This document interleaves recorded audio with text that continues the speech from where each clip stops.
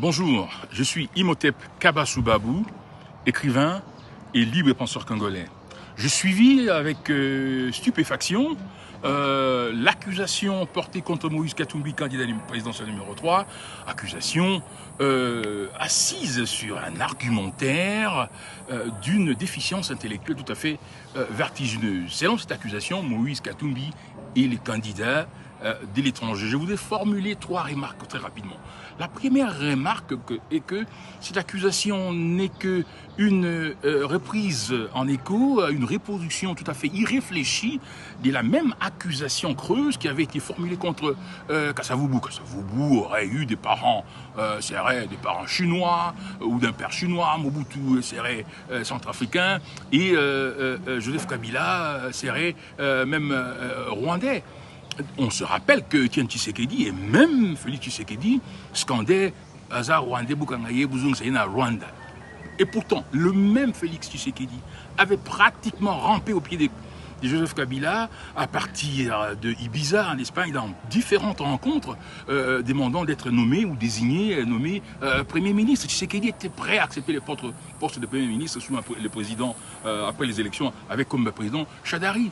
Mais c'est Joseph Kabila qui s'est imposé pour que Tshisekedi soit président. Et les mêmes Joseph Kabila qui était accusé d'être un étranger avait déployé, n'est-ce pas, sa diplomatie pour faire accepter, n'est-ce pas, Félix Tshisekedi au Rwanda, en Afrique du Sud, à Addis Abeba et à Washington.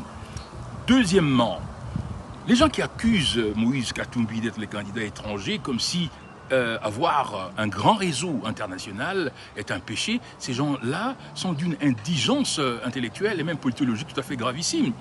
Lorsqu'un candidat président a un grand réseau international, cela est avantageux, notamment pour un pays en développement comme le nôtre qui a besoin de ce qu'on appelle en anglais les Foreign Direct Investment ou les investissements directs étrangers. Un pays en développement où son développement accéléré a besoin de mobiliser les capitaux sur le plan international le plus rapidement possible dès que le président est au pouvoir.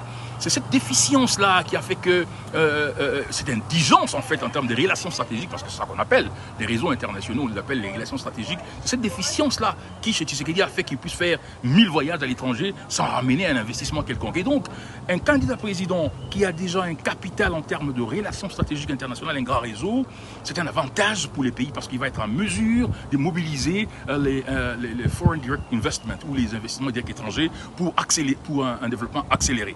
Et troisièmement, l'étranger, c'est celui qui a un comportement étrange, un comportement antipatriotique, un comportement antinationaliste. C'est notamment Tshisekedi, parce que ce Tshisekedi qui a actionné en République démocratique du Congo un phénomène de corruption inégalé dans l'histoire du Congo. C'est Tshisekedi qui est étranger parce qu'il a un comportement étranger par lequel il a assassiné Okende et il a eu le cynisme de garder les corps de Okende